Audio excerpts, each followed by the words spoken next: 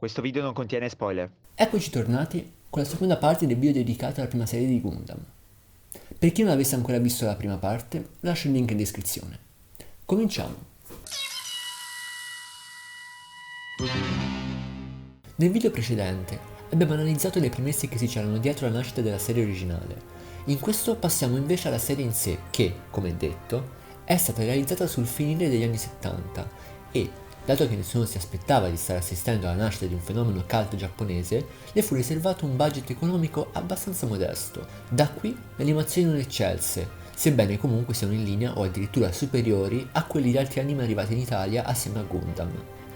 Il principale difetto della serie, dal punto di vista dell'animazione, è sicuramente la ridondanza di alcune scene di combattimento, che vengono semplicemente riproposte molteplici volte, variando solo il fondale e, talvolta, addirittura commettendo perfino degli errori nel farlo, come accaduto per esempio nell'episodio dell'attacco di Awahu, in cui è evidente che hanno riciclato il fondale dell'attacco a Solomon. Nota di merito invece va ai disegnatori, visto che, a partire dalla seconda metà della serie, mezzi quali navi spaziali e mobile suit, per esempio, tendono a mirare di dettaglio, specie grazie alle ombreggiature.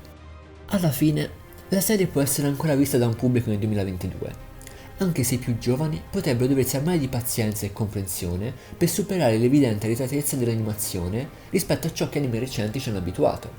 Ad ogni modo, bisogna comunque sottolineare come oggi sia possibile usufruire di versioni della prima serie rimasterizzate, riducendo di circa 20 anni il divario grafico dell'anime.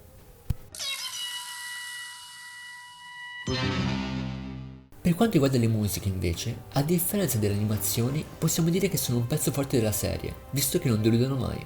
Infatti, nonostante l'esiguo numero di brani inclusi nell'original soundtrack, ovvero 20 per una serie che conta 42 episodi, la ripetizione di questi nel corso della serie non rende l'atmosfera noiosa e monotona. L'esempio più lampante di canzone ripetuta allo sfinimento è il numero 7, Gallant Shah, che era così tanto piaciuta allo staff e sta benissimo anche in altri contesti, che è stata utilizzata persino in momenti nella quale il protagonista del titolo, ovvero Shah Snubble, non compare.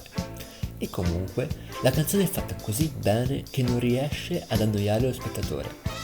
Quest'ultimo aspetto è interessante per parlare di un'altra caratteristica, certo non originale, ma molto marcata nella prima serie, e cioè che la musica di accompagnamento delle scene è molto diversificata e segue di pari passo la scenografia. Infatti, così come l'ambientazione di Gundam cambia molto nel corso dello svolgimento, il ritmo e la melodia del soundtrack varia di conseguenza. Dai suoni epici, forti e avvincenti di From Sleep, Relief, Gundam on Earth, The Heroic Gundam e Afraid of Battle, passiamo ad un'atmosfera più drammatica, triste e desolata, come in A Sense of Nihilism, oppure a una sensazione di ansia e pericolo latente, tipiche delle musiche cattive come The Menace of Zion, Approaching Terror, Conspiracy of the Principality of Zion e Anxiety. Infine, una nota di plauso la meritano le canzoni più interiori e spaziali, cioè quelle che hanno come atmosfera principale lo spazio oppure i sentimenti del protagonista, quali Space Colony, Bitter Victory, Amorous Journey, Prayer for Peace. In queste, la melodia tranquilla e spensierata e i suoni che simulano lo spazio permettono a chi le ascolta di fare veri e propri viaggi con la fantasia. Per quanto riguarda la sigla italiana, intitolata Gundam, fu composta da Detto Mariano, con il testo di Andrea Lovecchio e cantata da Mario Balducci. La musica, seppur ovviamente diversa rispetto ai brani del soundtrack e delle sigle originali, rimane fedele a quello che potremmo definire un mood tipico delle canzoni della prima serie. Vi è inoltre un ulteriore aspetto da commentare riguardo alla prima serie. È innegabile, infatti, che parte del successo del franchise di Gundam sia dovuto alla sua componente mecha, il Mobile Suit, e quale modo migliore di far risaltare se non puntare sull'epicità dello scontro? Questo è un po' il leitmotiv della serie mecha, e anche Gundam non fa naturalmente eccezione, anche se qui vi è una variazione sul tema. Infatti i combattimenti risultano più militarizzati e meno epopeici. Per intenderci, il pilota non grida a squarciagola il nome dell'arma che sta usando e ci sono, seppur di tanto in tanto, dei tentativi di impostare una strategia bellica realistica per vincere un combattimento. In molti anime mecha, l'unica strategia è andare in faccia al nemico e fracassarlo di mazzate. Non riesco a credere che Ryu sia un militare. Amuro, ma perché non attacchiamo il nemico frontalmente? Se li attaccassimo da questa posizione li avremmo contro sole con una scarsa visibilità. Dobbiamo aggirarli. Chiaramente la fluidità dei combattimenti è limitata dalle animazioni del periodo, ragion per cui, eccezion fatta per i combattimenti principali, gli altri raramente godono di azioni epiche, anche a causa del problema citato prima, ovvero quello della ripetizione delle scene. Purtroppo per fortuna, la scenografia di Gundam prevede un combattimento ad episodio e per quanto la trama cerchi di differenziare fra loro per non annoiare lo spettatore, è innegabile che la qualità delle animazioni non aiuti. Un altro aspetto interessante dei combattimenti sono spesso le linee di dialogo. La serie riesce a trasmettere l'ansia, l'angoscia e la disperazione dei combattenti che, a differenza di altri anime del genere, non sono superuomini, bensì persone più o meno comuni coinvolte per le più disparate ragioni negli orrori della guerra. Raramente si assiste al dialogo del super cattivo, pronto a tutto per il suo fine malefico, ma più spesso si assiste a persone comuni che svolgono il proprio lavoro di soldati e che trovano la morte a bordo del proprio mobile suit, suscitando l'empatia dello spettatore indipendentemente dalla fazione di appartenenza. Per questa ragione, a mio modesto parere, sarebbe interessante guardare anche la serie con il doppiaggio originale degli anni 80, perché al netto dei grossolani errori della comprensione di ciò che si stava doppiando, la disperazione e l'angoscia trasmesse dai personaggi in alcune scene clou è più marcata. Raggruppare i mobile suite disponibili, ci organizziamo per respingere l'imminente sbarco nemico. Piloterò personalmente Big Sam, venderemo cara la pelle al nemico. Sebbene la serie sia ambientata in quella che verrà definita guerra di un anno, come detto durante la trattazione del contesto, la serie mostra solo le parti finali della guerra. Essa infatti comincia mostrando i risultati del cosiddetto Progetto V, un piano segreto della Federazione per realizzare una nuova aeronave da guerra, la White Base, e dei nuovi mobile suit che potessero sbaragliare quelli del Principato. Il Gundam RX-78-2 è ovviamente il più promettente di questi nuovi robottoni. Data la segretezza di questo progetto, le fabbriche che realizzano tutti i mezzi, tranne la nuova nave spaziale, si trovano sull'insospettabile Side 7, la colonia spaziale più recentemente costruita, nonché una delle più lontane dalla Terra. Qui la White Base si dirige per caricare i mobile suit costruiti, ma le cose non vanno come pianificato e gran parte dell'equipaggio regolare della nave trova la morte prima ancora di mettere le mani sul Gundam. È proprio questa situazione di emergenza a spingere un gruppo di civili a prestare servizio come membri dell'equipaggio. Il fatto che il Gundam venga alla fine pilotato da un ragazzo di 15 anni è da considerarsi una fortunosa coincidenza. Lui è infatti il figlio del capo ingegnere del progetto V ed è uno studente di ingegneria. Ciò gli consente di imparare velocemente il funzionamento del Gundam, anche se la principale ragione per cui, almeno dall'inizio, gli è concesso pilotarlo è che tutti i piloti regolari della White Base sono morti. Il decimato equipaggio della nave da guerra, più i civili sopravvissuti di Side 7, ripiegano in fuga verso Luna 2, un ex satellite minerario di nome Juno, che anni prima venne inserito nell'orbita intorno allo stesso punto di Lagrange su cui si trova Side 7 per fornire il materiale necessario alla costruzione delle colonie. Solo recentemente la Federazione Terrestre lo ha riconvertito nella sua nuova base militare più avanzata dello spazio. Dopo varie vicissitudini, alla White Base viene affidato il compito di raggiungere il quartier generale della Federazione Terrestre sulla Terra, a Jaburo, in Brasile. Tuttavia, durante la discesa nell'atmosfera qualcosa va storto e la nave e il suo equipaggio si trovano a dover affrontare un'odissea in Nord America, nel territorio attualmente occupato dalle forze terrestri del Principato, comandato dal colonnello Garma Zabi. Durante questo arco narrativo, la White Base, sempre lontana da possibili rinforzi, costringerà il suo equipaggio a dare fondo alla propria inventiva e alle proprie forze per poter sopravvivere a ripetuti assalti da parte delle forze nemiche, intenzionate a distruggere il mostro bianco e a catturare la formidabile nave. Occasionalmente le truppe federali riescono a raggiungere l'aeronave in modo da rifornirla di munizioni, armi e personale di bordo, anche se i principali civili che hanno preso parte alle operazioni militari vengono ormai trattati come militari a tutti gli effetti. In seguito, alla White Base viene cambiato obiettivo. Adesso deve unirsi al resto delle forze riunitesi in Europa e prendere parte all'operazione Odessa. Il generale federale, infatti, è intenzionato a strappare a Zion alcuni fondamentali giacimenti minerari indispensabili per il prosieguo della guerra. Pertanto la White Base attraversa l'Oceano Pacifico e l'Asia per colpire la base fortificata di Zion provenendo da est. La storia della White Base segue a questo punto gli avvenimenti principali della parte conclusiva della guerra. Nave e equipaggio, i cui membri sono diventati militari a tutti gli effetti, prendono parte alle operazioni finali che sanciranno la fine della guerra. Nonostante l'elevato numero di vittime già causato dal conflitto, le due fazioni in campo non si risparmieranno in quest'ultima fase, dando fondo alle proprie risorse per individuare l'arma o la strategia adatta a piegare una volta per tutte il nemico. Nonostante il dolore, ormai nessuno dei due schieramenti vuole fare un passo indietro e accettare la sconfitta. Piccola digressione per presentare i personaggi che prendono parte alla vicenda narrata. Partiamo dall'equipaggio della White Base, capitanato dal tenente Noah Bright, che, appena 19enne, è costretto ad assumere il comando della nuova nave federale in seguito alla morte di tutti gli ufficiali di bordo suoi superiori.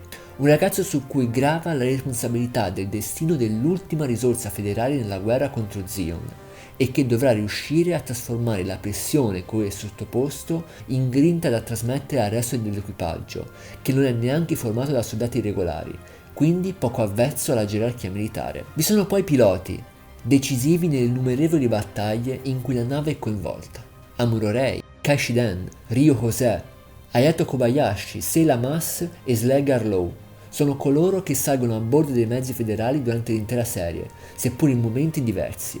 Fra loro, solo Slegar è un militare di carriera. Ryo infatti è un pilota cadetto e tutti gli altri sono addirittura dei civili che salgono per la prima volta sulla White Base e la loro abilità di piloti cresce progressivamente con il prosieguo della serie. Inizialmente infatti la loro capacità di sopravvivere ai vari scontri non va attribuita alle loro capacità, bensì alle prestazioni dei nuovi e performanti mezzi federali. Sempre a bordo della nave si trovano altri due personaggi rilevanti anche senza combattere.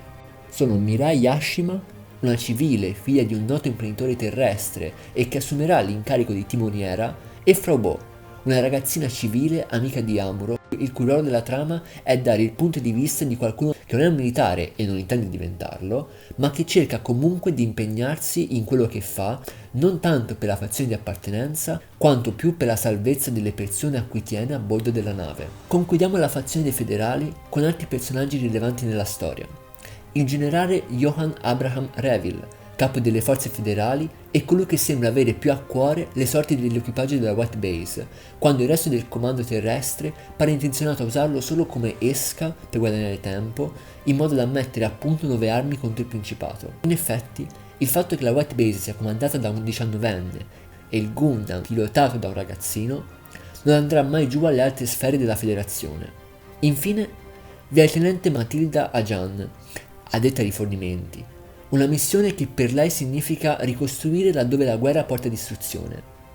Personaggio di fatti reso unico da questa filosofia, che la spinge a portare aiuto alla sua fazione senza per questo infliggere sofferenze e morte a quella nemica. Scavalchiamo la barricata e analizziamo brevemente i principali esponenti del Principato. Esso è guidato dalla famiglia Zabi, il cui capofamiglia, Dewin Zabi, governa il paese durante la guerra, mentre i suoi figli gestiscono le varie sezioni dell'esercito. Il figlio maggiore Giren è il capo del governo e sembra comunque la vera mente dietro le aspirazioni politiche e sociali del Principato.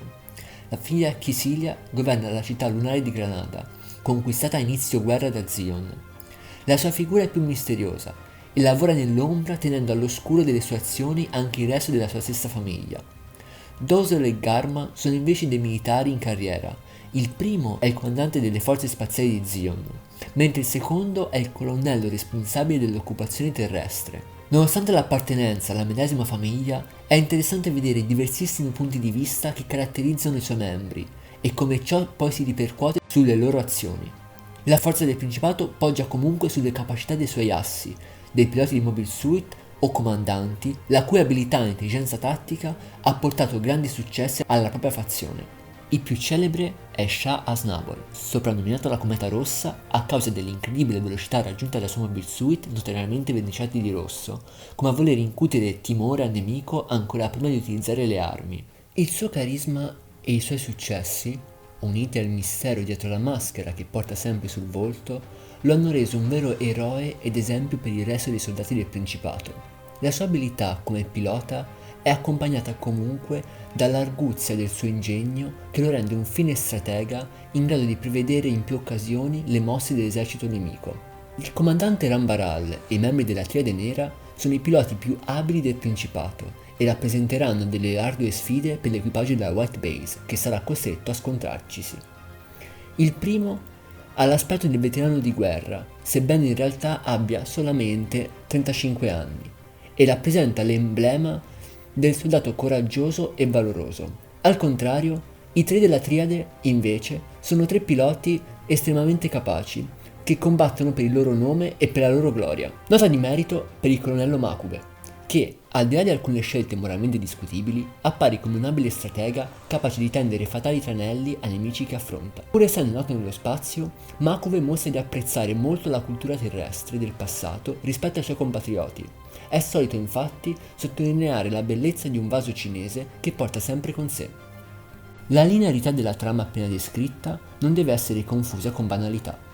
All'interno di quella che alla fine dei conti è la narrazione dei principali avvenimenti storici che hanno segnato la conclusione della prima guerra spaziale, vista dal punto di vista dell'equipaggio della White Base, vi è una fine descrizione dei sentimenti che animano i cuori dei personaggi di entrambe le fazioni. Tali personaggi non sono solo i protagonisti della storia, ma anche semplici comprimari che, pur apparendo per un solo episodio, cercano di trasmettere allo spettatore un punto di vista differente sulla medesima vicenda. Come già detto, infatti, uno dei principali punti di forza di questa serie è il cospicuo numero di prospettive da cui la storia viene analizzata, senza scadere nella dicotomia buoni-cattivi. Perché, anche se questa serie talvolta non vi riesce perfettamente, il suo scopo non è identificare i federali come buoni e gli zioniani come cattivi, bensì estrapolare i lati umani di ambo le fazioni, la cruda descrizione delle conseguenze della guerra, il dolore che i personaggi sono costretti ad affrontare indipendentemente dalla fazione di appartenenza e la grande varietà delle motivazioni che li spingono a continuare a combattere sono sicuramente punti a favore di chi deve scegliere di guardare per la prima volta, a più di 30 anni di distanza dalla sua origine, questa prima serie. A ciò si unisce una chicca ulteriore che, per evitare spoiler, non citeremo in questo video ma che analizzeremo a tempo debito. Qualcuno potrebbe chiedersi perché creare nel 2022 questo canale a tema Gundam, un franchise che, sebbene famoso, è ormai vecchio più di 30 anni. La risposta è da ricercarsi nella scelta, da qualche anno a questa parte, delle principali piattaforme di streaming online, come Amazon Video e Netflix, di riproporre sia alcuni vecchi contenuti anime, sia film usciti veramente da poco. A ciò va ad unirsi il fatto che su questa piattaforma nessuno ha affrontato le tematiche dell'universo Gundam nel modo approfondito che secondo noi merita. Per questo nasce lo Scrigno di Laplace, un insieme di video con lo scopo sia di avvicinare a questo mondo quanti più nuovi fan possibili, sia di fornire a coloro che già seguono Gundam un'opera di collegamento e di analisi approfondita. Infatti, in questo canale cercheremo di portare contenuti di approfondimento sui singoli personaggi, sulle loro storie, basandoci anche su ciò che non è stato animato, ma che è rimasto in formato manga. Un'ulteriore domanda potrebbe riguardare la scelta di rivolgere i nostri sforzi proprio al mondo Gundam, e neanche a tutto, ma solo alla linea temporale dell'Universal Century. È nostra convinzione che questa timeline, la prima ideata dallo scrittore, sia quella che più efficacemente mostra allo spettatore uno dei messaggi fondamentali dietro l'universo Gundam, il profondo disgusto per la guerra. Come abbiamo già accennato nel video precedente, e come sicuramente riprenderemo in un video apposito, le serie Gundam mostrano le conseguenze dei conflitti bellici in tutta la sua crudezza, evitando di dividere il mondo in eroi, vittime e carnefici, ma mettendo tutti sullo stesso piano come esseri umani che, volenti o nolenti, compiono delle scelte, le quali portano inevitabilmente a delle conseguenze. Non ci sono mostri, non ci sono salvatori, c'è l'umanità. Una umanità che, per quanto tecnologicamente futuristica, rispecchia in pieno i valori del suo passato, nel bene e nel male. Con questo siamo giunti alla fine del video. Speriamo che vi sia piaciuto e che vi abbia intrattenuto. La nostra idea è quella di farne altri, almeno inizialmente, con la medesima impostazione di questo. Vi chiediamo quindi di lasciare un like e un commento, di seguirci sulla nostra pagina Facebook e su quella Instagram, nella quale pubblicheremo aggiornamenti sui video o altre curiosità sul mondo Gundam. Saluti e alla prossima!